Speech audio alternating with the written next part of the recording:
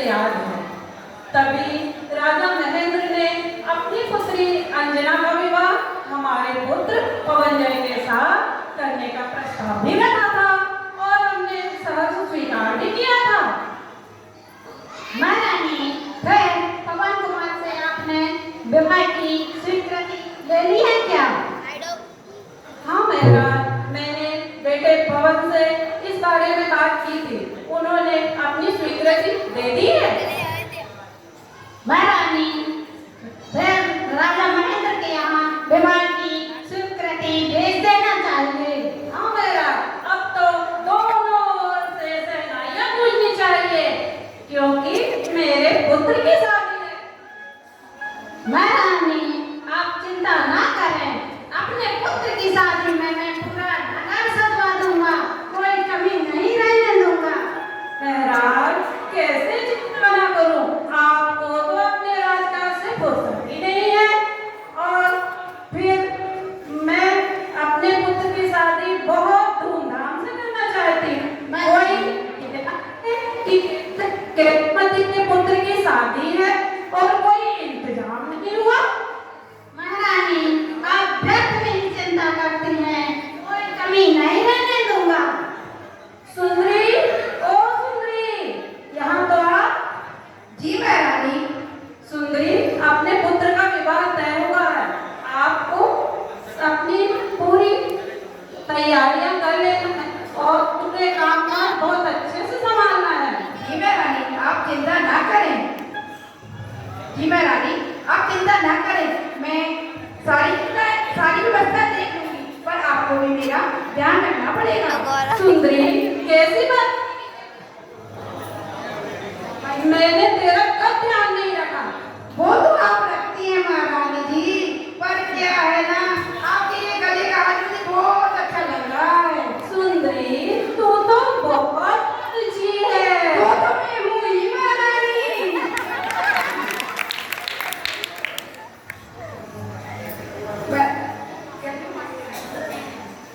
चलिए सैनिक, ओ सैनिक, इधर तो आ। सैनिक, महल की सारी साज सज्जा का और खाने की व्यवस्था अच्छे से संभाल लेना, कोई कमी नहीं होना चाहिए।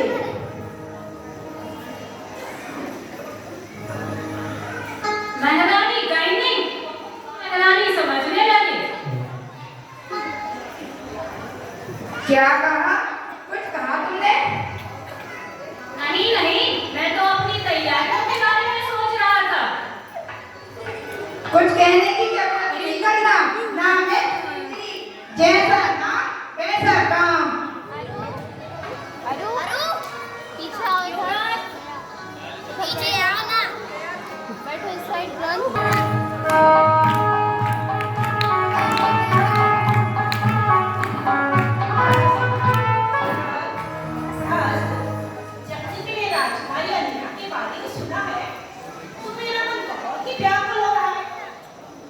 इतनी व्याकुलता ठीक नहीं है मित्र।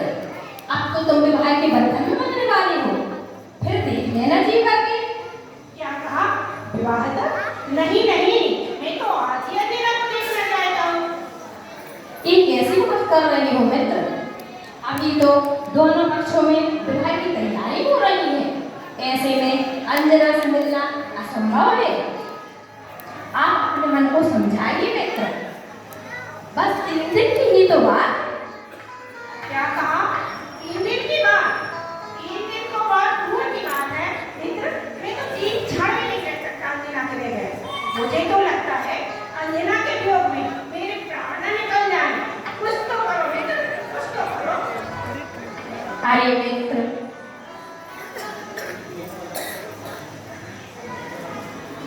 अरे मित्र, अब ऐसे अशुभ शब्द ना निकालो अपने मुंह से। आप अपने मन को समझाइए मित्र, बस। ठीक है मित्र, तुम मित्र हो तो तुम्हारे जैसा। चलो और अपने होने तक विश्राम करने चलते हैं। चलिए, अब हमारा दूसरा दृश्य शुरू होता है। अंजना का अपनी सखी के साथ प्रवेश होता है।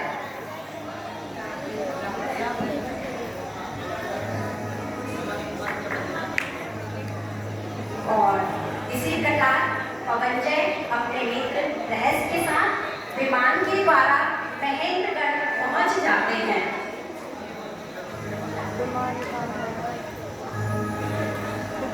कक्ष में अंजना एवं सखी वसंतमाला का प्रवेश होता है और वे आपस में हंसते झूमते ठिठोली करती घूमती रहती हैं और उनके बीच में क्या वार्तालाप होती है यह हमारा आगे का दृश्य है।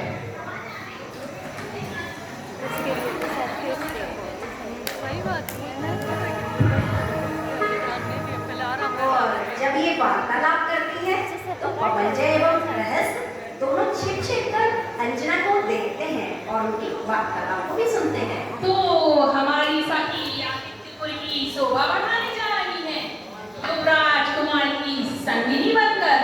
वहां जाकर कहीं हमें भूल तो नहीं जाओगी सखी वसंतमाला भय के कारण तो जैसे मेरे प्राण ही निकले जा रहे हैं। ना जाने कैसे होंगी वो राजकुमार, मैंने तो कभी उनको देखा ही नहीं। नया परिवेश नया माहौल, सखी के बता मुझे वहां जाने में वहां सामंजस्य बिठाने में कोई कठिनाई तो नहीं होगी? हाँ भाई, सामंजस्य बिठाने में कठिनाई तो होगी। मैंने सुना है वो बहुत ही घमंडी और क्रोधी स्वभाव के हैं। जरा उनसे संभल कर रहना, कहीं उनके क्रोध का शिकार ना बन जाओ। इससे तो अच्छा होता तुम्हारा विवाह विद्युत से हो जाता। सुना सकी तुमने कुछ? अरे कुछ कह रही थी सखी, मैंने तो कुछ सुना ही नहीं। हाँ, अब तो मेरी बात कहाँ सुनूंगी। चलो मुझे विवाह की तैयारी जो करना है। पर ये बता, विवाह के बाद मेरे साथ आदित्यपुर चलेगी ना तू? हाँ भाई चलूंगी, चलो विवाह की तैयारी करने दो। और इसी बीच पवनजय एवं रहस्य का प्रवेश होता है।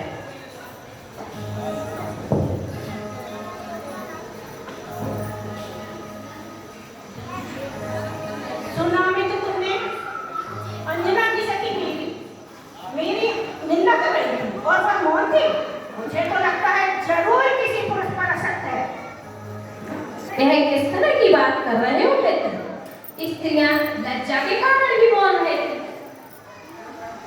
मैं उसका होने वाला पति हूँ और वह मेरी निंदा कर रही थी, उसका कोई खंडन भी नहीं किया। अब इसे अगर यह हाल है तो आगे क्या करेगी? आप व्यर्थ में की बात को बढ़ा रहे हैं मित्र। सखियों में तो हाथ परिहास ही रहती है। तुम ये छोटी सी बात कर रही है त्रस्त, लेकिन मैं उस दुष्टा से विवाह तो अवश्य करूंगा, लेकिन उससे कोई संबंध नहीं रखूंगा और उसे तड़पने के लिए यूं छोड़ दूंगा। शांत कुमार शांत। उसने मेरी निंदा की और उसका कोई विरोध नहीं किया। अब तो उसे सजा मिलेगी और मिलकर ही रहेगी। जैसी तुम्हारी बुद्धि को उचित लगे सो करो, लेकिन अब यहाँ से चलो। अब देखिए, महनपुर में राजा महन अपनी पुत्री अंजना के विवाह की तैयारियों में बहुत खुश है। पूरे नगर में साज सज्जा की जा रही है, ढोल नगाड़े बजाए जा रहे हैं।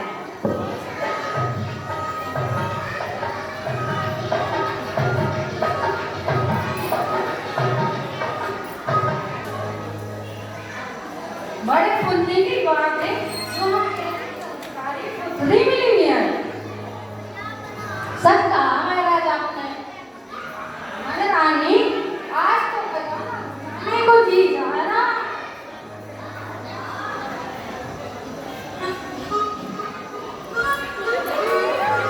ये तो बड़ी कमाल की है।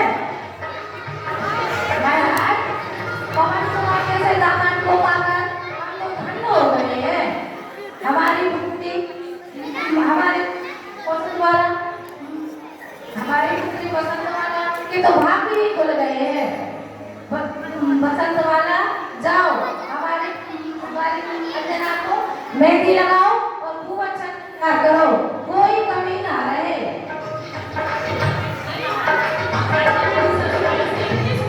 कहने आए हैं, चलो हम सखियां मिलकर अंजना को मेहंदी लगाएं और तैयार करते हैं। यहाँ अंजना के विवाह की पूरी तैयारियां हो चुकी हैं और सखियों के द्वारा मंगल गीत गाए जा रहे हैं।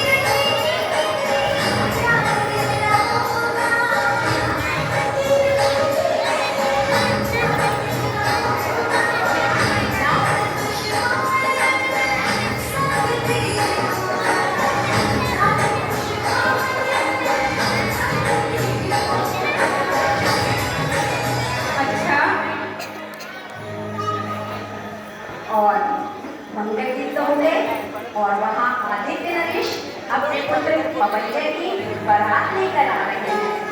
महल में हंसते हंसते बातें बतला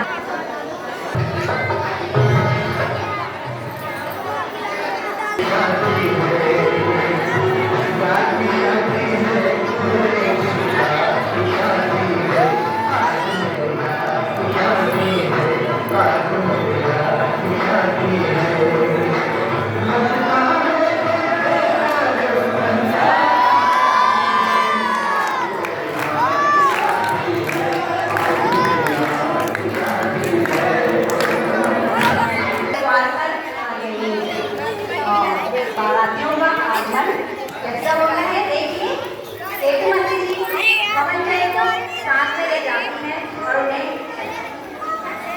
आसन में बैठाती हैं। और देखिए उनका तिलक हो रहा है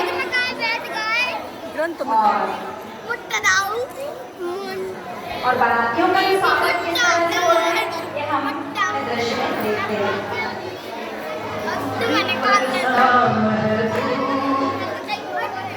और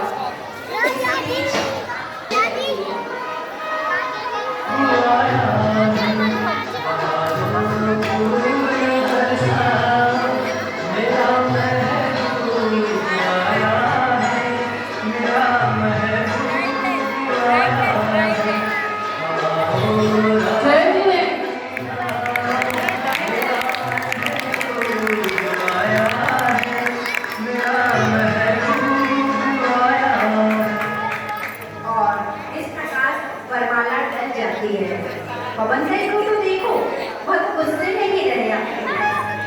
अब वरमाला के बाद आती है विदाई की घड़ी एवं देखिए अंजना की विदाई किस तरह होती है।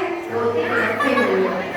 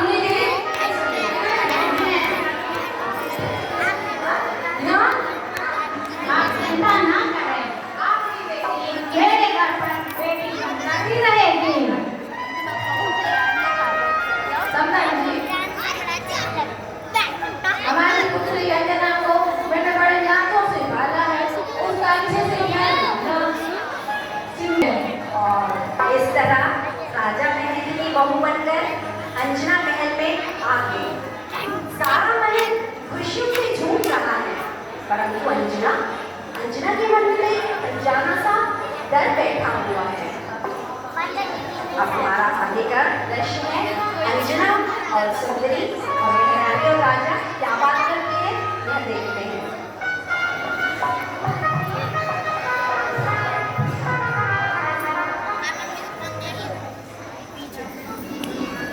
मेहरानी जल्दी चलिए, महारानी जल्दी चलिए, बहुरानी आ गई है, उनकी अपन को आरती उतारना है। हाँ सुंदरी चलो।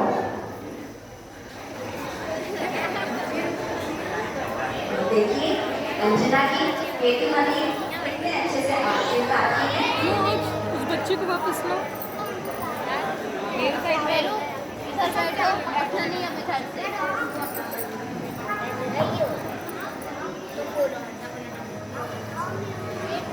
महारानी आप कहाँ जा रही हैं? मेरी निछावर तो देना भूल नहीं जाती। चिंता क्यों लग रही है? ले जा।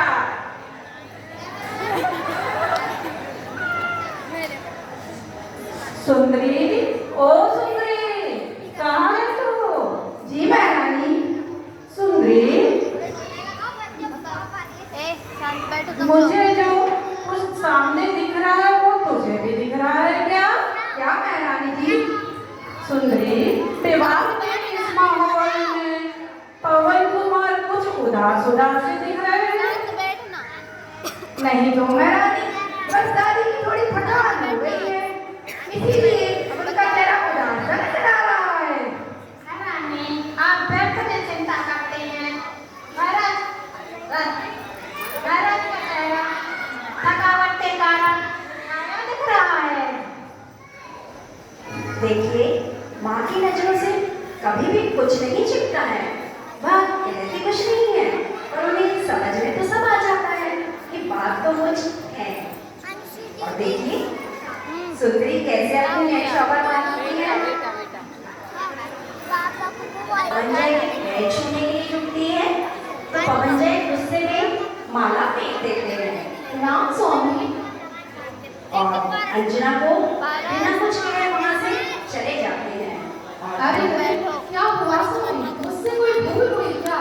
और हे अंजना स्वामी, सुनिए तो स्वामी।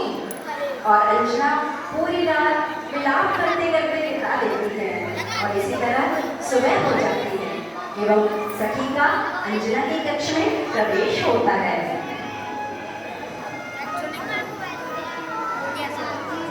क्या सखी, आज तुम्हारे विवाह का पहला दिन और तुम रो रही हो? क्या राजकुमार पवनजय ने कुछ अनुचित बात कर दी क्या? सखी, मुझे तो अनुचित बात का प्रश्न तो तब उठता ना जब पवनजय आकर मेरी बात सुनते, मुझसे बात करते। तो क्या राजकुमार पवनजय कक्ष में आए ही नहीं और तुम सारी रात ऐसे ही विलाप करती रही? आई तो थे, पर बहुत क्रोधित दिखाई दे रहे थे। पता नहीं सकी मुझसे ऐसी क्या भूल हुई जो वह मुझसे मेरे कक्ष से बाहर चले गए। शांत हो जाओ सखी, मैं रात करूंगी। और सखी बसंतमाला पवनजय एवं उनके माता पिता से वार्तालाप करने के लिए राजकक्ष में जाती है। अब हमारा राजकक्ष का दृश्य देखिए। राजकक्ष में राजा एवं महारानी आपस में वार्तालाप करते हैं। तभी बसंतमाला का कक्ष में प्रवेश होता है। राम महाराज, राम महारानी।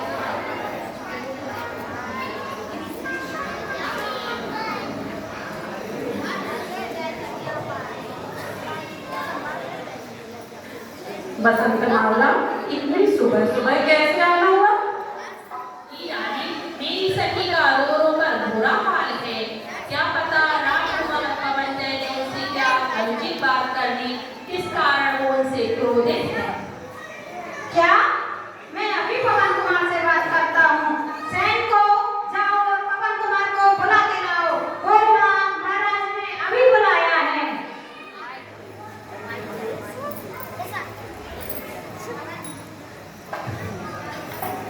युवराज पवन राजमहल में पधार रहे हैं। और इसके पश्चात पवनजय का कक्ष में प्रवेश होता है। पुत्र पवन, ये मैं क्या सुन रही हूँ? मैंने सुना है कल से तुम अंजना के पास ही नहीं गए। आखिर तुम्हारे क्रोध का क्या कारण है? माँ, आपने ठीक ही सुना है। मैं आपको पूरा बताना सुनाता हूँ। मैं अंजना के कक्ष में क्यों नहीं गया? जब मेरा विवाह अंजना के साथ निश्चित हुआ था, तो मैं एक रात्रि अंजना से मिलने मदनपुर गया था। लेकिन मैंने वहां जाकर क्या देखा, उसकी सखी और मेरा परिहास कर रही है और अंजना ने उसका कोई विरोध नहीं किया। इसलिए मैंने उससे शादी करने का निश्चय तो लिया, लेकिन सिर्फ बदला लेने के लिए, और मैं उससे कोई संबंध नहीं रखना चाहता। मेरी बात पूरी हो गई है माता जी, अब मैं जा रहा हूँ। और इस प्रकार राजा, महारानी एवं पवनजय कक्ष से चले जाते हैं। और तभी सखी बसंतमाला रोते हुए अपनी गलती के लिए अपने आप को कोसती है। हमारे ये दृश्य देखिए। हे भगवान, ये मुझसे क्या हो गया? मेरी गलती का मेरे एक परिहास की सजा मेरी सखी को भोगना पड़ेगी। मुझे नहीं पता था भगवान ऐसा होगा। मुझे माफ कर दे अंजना, मुझे माफ कर। अंजना का प्रवेश होता है। अरे अरे सखी, इतना विलाप क्यों कर रही हो? क्या कहा माँ जी ने? पवन कुमार मुझसे क्यों नाराज थे? और मुझे तभी नहीं पता था सखी, मेरे द्वारा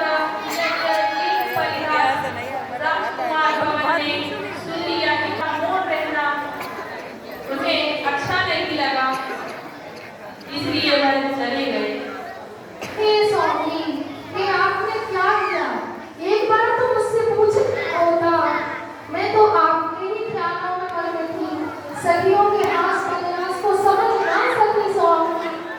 आपने मुझे दिए इतनी बड़ी सेवा सिखा दी, मैं आपका वियोग कैसे सहूंगी स्वामी, मैं आपका वियोग कैसे सहूंगी।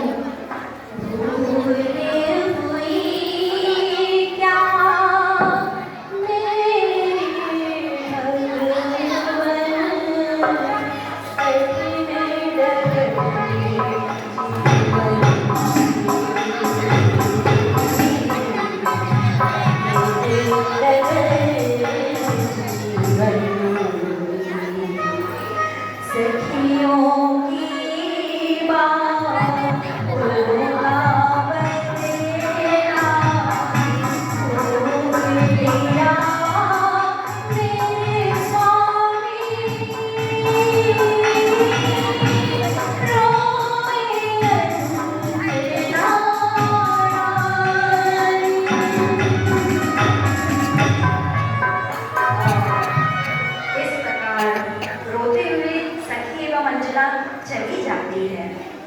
जब कल का उदय जगता है तो न मायके वाले न ससुराल वाले न ही पति उस जीव की सहायता करने में समर्थ होता है।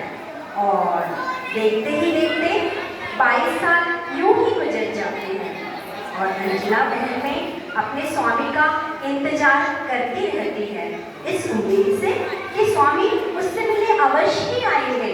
तो देखिए 22 वर्ष बाद अंजना का क्या हाल हुआ, यही हमारा अगला दृश्य है। मेरा जीवन कोरा कागज कोरा ही रह गया। मेरा जीवन कोरा कागज कोरा ही रह गया। जो लिखा था, जो लिखा था आंसुओं के संग बह गया। मेरा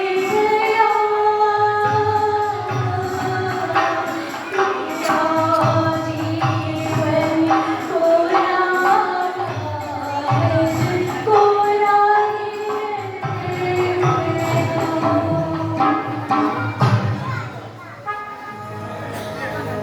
अब तो लगता है कि ग्रह की आग में ये जीवन नष्ट हो जाएगा।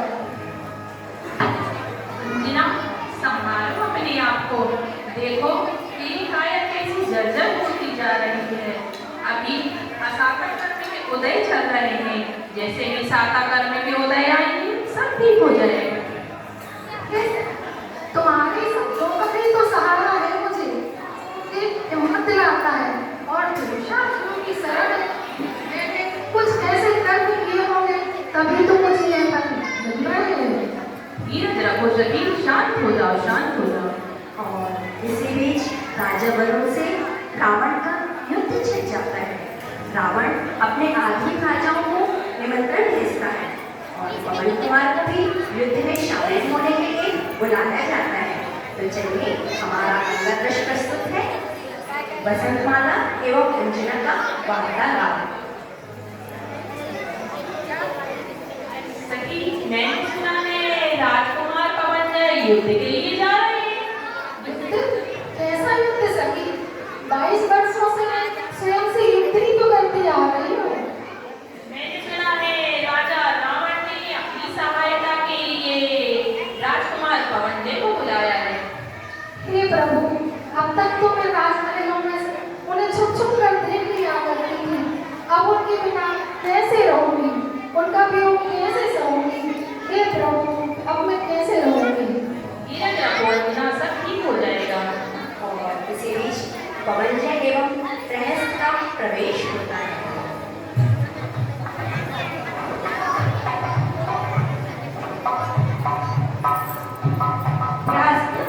हम कितने सौभाग्यशाली हैं, जो महाराजा रावण ने हमें युद्ध के लिए बुलाया है। तुम्हारे पिता का तो क्या ही करना।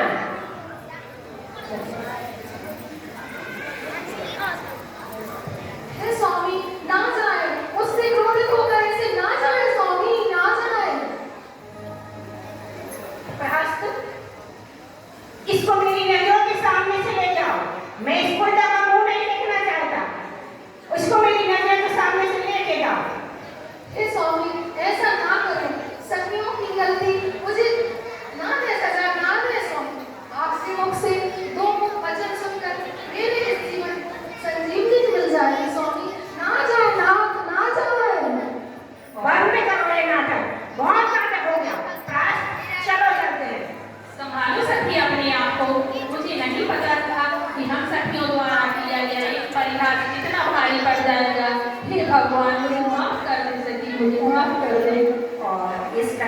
पवनजय रावण के आमंत्रण पर युद्ध के लिए चले जाते हैं और रात दिन युद्ध में ही व्यस्त रहते हैं। अपनी क्षमता के अनुसार युद्ध करते हैं और एक दिन सायंकालीन युद्ध के पश्चात नदी के किनारे अपने मित्र रहस्य के साथ आराम कर रहे हैं और तभी चकवा चकवी की आवाज सुनते ही देखिए क्या बात होती है। ये चकवी की दुखी है। ये चकवी की दुखी क्यों दिखाई दे रही है? क्या कोई पशु पक्षी भी इतनी दुखी होती है? हाँ, यह चकवी रात में अपने पति के वियोग के कारण दुखी है। क्या कहा भ्रष्ट? मात्र एक रात्रि के वियोग में कोई इतना दुखी हो सकता है? एक रात्रि के वियोग में अगर एक चकवी इतनी दुखी हो सकती है तो मेरी पत्नी अंजना को मैं 22 वर्ष पूर्व त्याग चुका हूँ, वो कितनी दुखी नहीं होगी? इससे ही सही मित्र, तुम्हें भाग्य की पीड़ा का बोध हुआ? देखो मित्र, अब मैं अंजना के बिना बिल्कुल नहीं रह सकता। मेरा मन बहुत ही व्याकुल हो रहा है और मैं अंजना से मिलना चाहता हूँ। मैं तुम्हारी पीड़ा को समझ सकता हूँ मित्र, लेकिन यहाँ से निकलना अब असंभव है। देखो मित्र, तुम मुझे जीवित देखना चाहते हो तो कुछ ना कुछ युक्ति तो सोचो, अन्यथा मैं अपने प्राण त्याग दूंगा। तो वो तुम्हारा ये हठीला स्वभाव ऐसा करती है मित्र।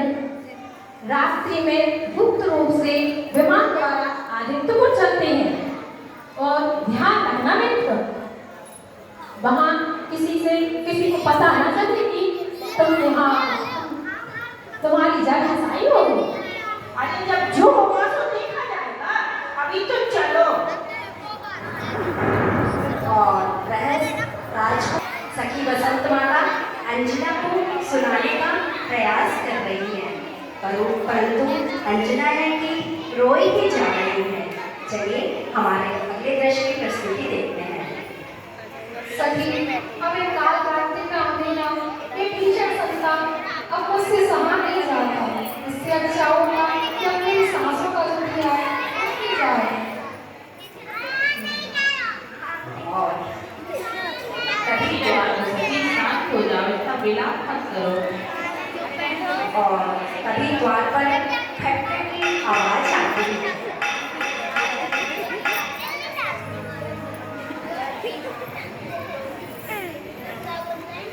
भाभी जी प्रणाम। नीचे बैठो। बैठो जल्दी। मेरा मित्र जिद और अहंकार के कारण अपनी गलती समझ नहीं सका, उन्हें क्षमा कर दीजिए। मुझ जैसी दुखी अभागी पति भी होगी फिर भी आप आजाद ना होना। मैं अपने आप के हाथ जोड़ती हूँ। नहीं अंजना, एक हाथ ये उस शास्त्र गुरु के समझ ये झुकना चाहिए, अन्य किसी के समक्ष नहीं झुकना चाहिए। अरे स्वामी, आप मुझे तो विश्वास ही नहीं हो रहा कि स्वामी आज मेरी आंखों के सामने। हे प्रभु, मुझे आपकी भक्ति पर पूर्ण विश्वास था कि एक दिन मेरे स्वामी मुझे माफ अवश्य करेंगे। देखो अंजना, तुम्हारी इसमें कोई गलती नहीं है। मैं इन्हें तुम्हें समझने में गलती थी। बस थोड़ा सा बचा है, आप लोग बैठिए कृपया। बस 5 मिनट की प्रस्तुति है। कब के बिछड़े हुए हम आज यहाँ आके मिले। कब के बिछड़े हुए हम आज यहाँ आके मिले। जैसे सावन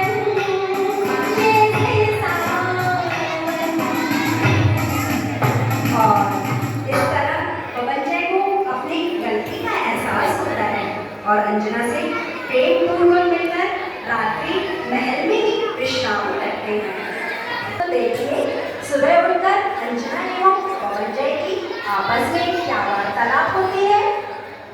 अंजना, अब सुबह होने वाली है, मुझे युद्ध भूमि जाना होगा। हे स्वामी, अभी तक तो आप मुझसे दूर थे। आपके यहाँ आने की बात कोई नहीं जानता। आप कभी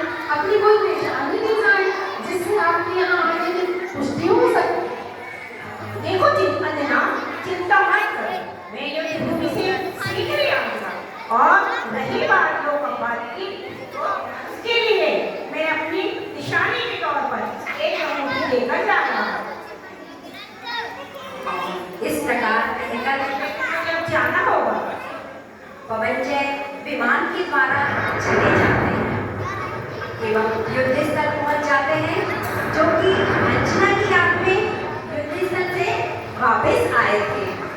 और यहाँ देखते हैं, एक महीने के पश्चात अंजना को अचानक से चक्कर आने लगते हैं।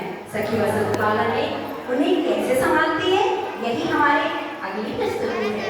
संभाली सखी अपने आप को।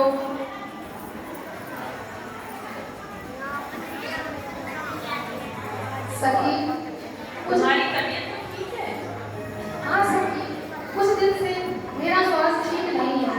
ना खाने की इच्छा होती है, ऐसा लगता है कि जैसे मैं मां बनने वाली हूँ, लेकिन कुंवर पवन से तो अभी युद्ध स्थल से आए ही नहीं। ये तो बड़ी खुशी की बात है। तुम सबको बता देना कि राजकुमार पवन ने एक रात यहाँ आए थे। लेकिन कौन करेगा विश्वास? सासू मां तो मुझसे पहले से ही घृणा करती है। सखी, तुम उनको कुंवर की दी हुई अंगूठी दिखा देना, जिन्हें उन्हें विश्वास हो जाएगा कि राजकुमार पवन यहाँ आए थे। ये जो महारानी की दासी है, वो चुप चुप ये क्या हो दोनों रहा का है? वार्तालाप सुनती है और दौड़कर केतुमती के दरबार में आती है एवं रानी केतुमती से क्या कहती है, यही हमारे अगले दृश्य की प्रस्तुति है।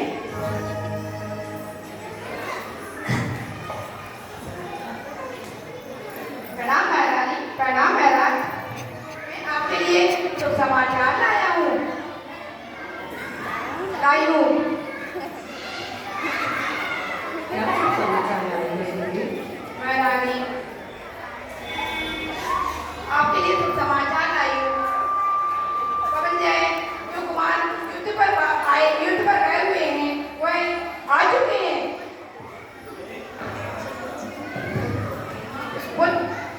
आप उनके पुत्र का मुंह देख लेंगी। क्या बात करती हो सुंदरी? मेरा पुत्र तो युद्ध कर गया है और तू कौन से शुभ समाचार लाई है?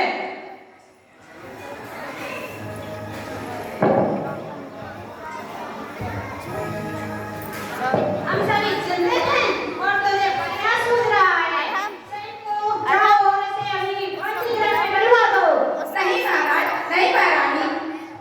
उसको को बुला। आप चाहे सूली पर चढ़ा दे या कहीं बाहर भिजवा दे, मगर आप अपने कुमार का पुत्र का व्यवहार तो देख लें। दीदी बुला रही। क्या बकती है तू? मेरे पुत्र ने 22 साल से अंजना का मुंह भी नहीं देखा और तू कौन से पुत्र की बात कर रही है?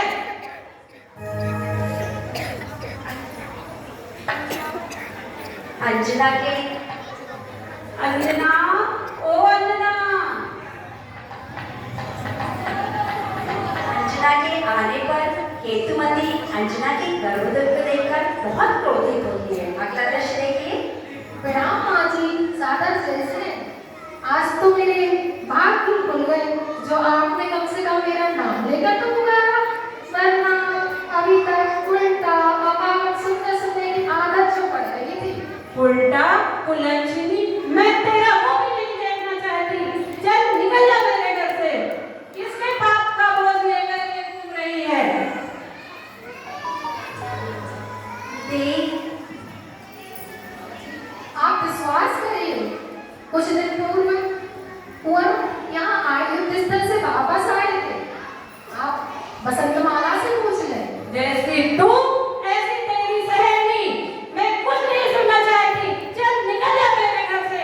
पिताजी, आप तो मेरे पिता समान हैं, आप माँ को समझाइए। अंजना, क्या यह सच है? तू मां बनने वाली है?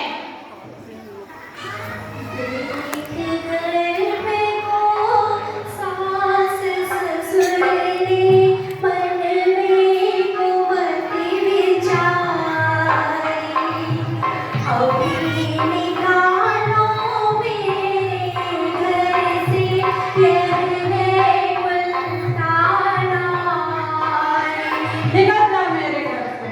चल निकल जा मेरे।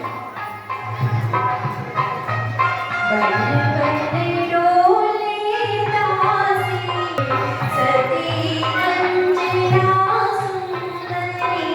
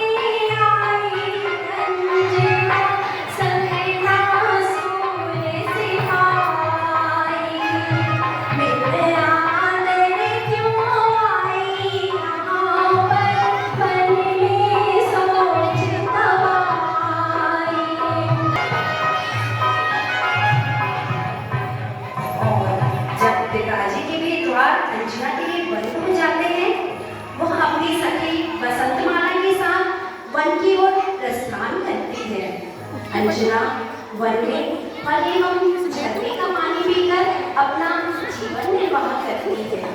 ऐसे ही समय चलिए हमारी आगे की प्रस्तुति यही है। हे स्वामी नमोस्तु नमोस्तु नमोस्तु। हे स्वामी आपके साथ सौम्य छवि को लेकर मेरे हृदय में शांति का संचार हो रहा है। स्वामी नमोस्तु नमोस्तु। मेरी सखी कष्टों का क्या कारण है? मेरे कन्नों में से देखा भी नहीं। सुना देर से सुना। पूर्व पर्याय में तुमने स्मृति यात्रा के कारण जिनेंद्र भगवान की दिव्य प्रतिमा को 22 पद के लिए बहुत दूर से बना, दूर से लगवा दिया था। इस कारण तुम्हारा से 22 वर्ष का बिछोह हुआ है।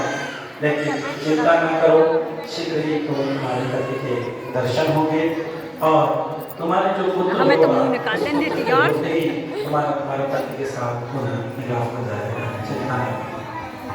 हे स्वामी नमोस्तु नमोस्तु नमोस्तु। पकड़ो। मैंने जो पूर्व में कर्म किए थे उसका फल मुझे मिल रहा है।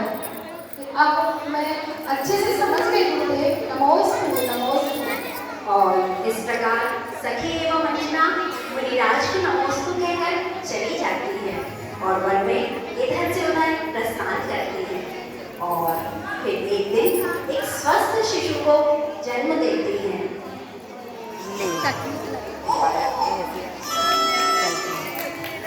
चलिए बंद कर दो।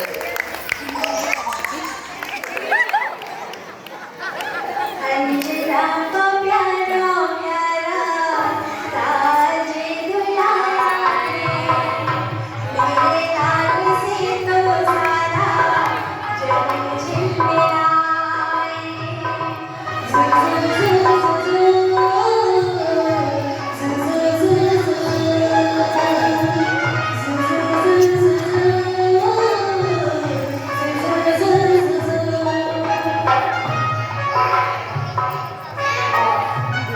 इसी प्रकार सखी एवं अंजना अपने पुत्र को दुलार एवं प्यार करके खिलाती है कि अचानक से आकाशवाणी होती है। सुनो अंजना, बेटी तुम कौन हो? इस जंगल में क्या कर रही हो? हे राजन, मैं महेंद्रपुर की राजा की पुत्री एवं आदित्यपुर की बहू हूँ और पवन कुमार मेरे पति हैं। लोग अपवाद के कारण मुझे नगर से निकाल दिया गया। क्या? महेंद्र मनोरेगा की पुत्री, तुम तो मेरी बेटी हो। मेरा नाम प्रतिसूर है। बहुत वर्षों से तुझे देखा नहीं तो मेरा नाम प्रतिसूर है। तूने पहचान नहीं पाया। अब शीघ्र ही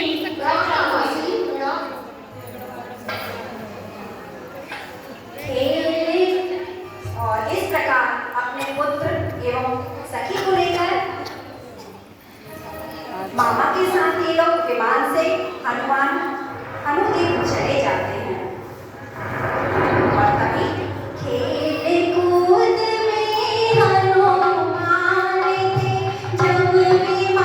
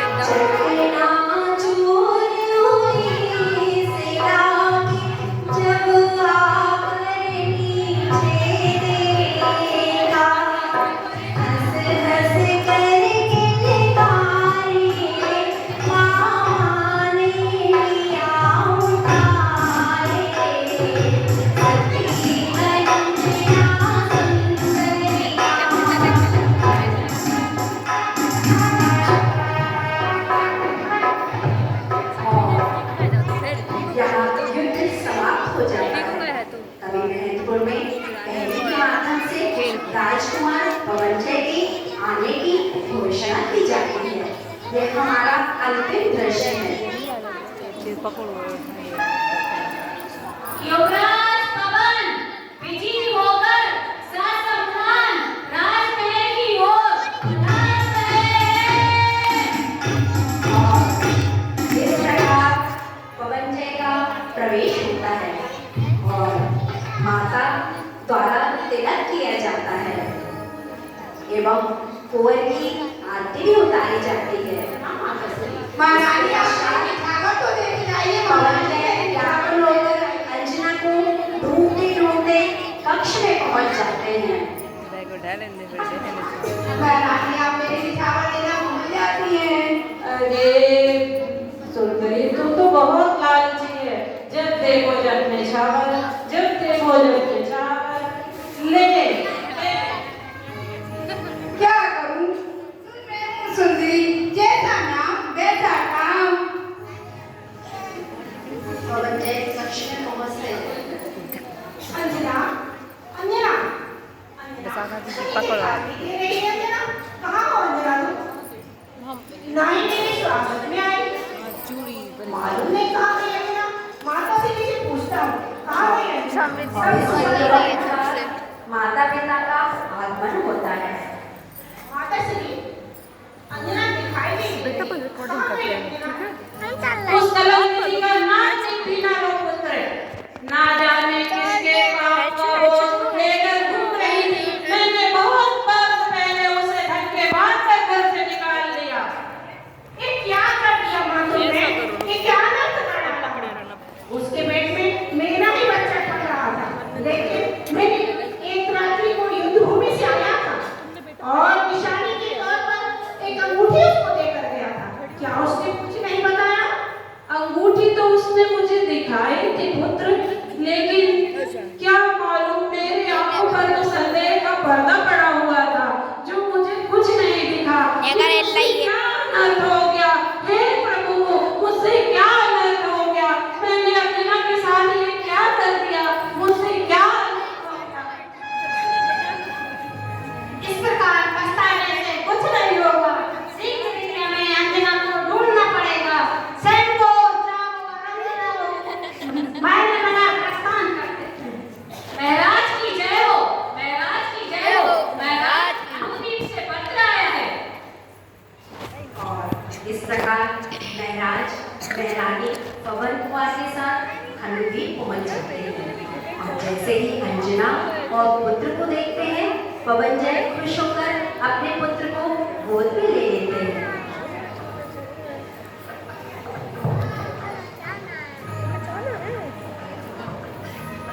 अंजना, मुझे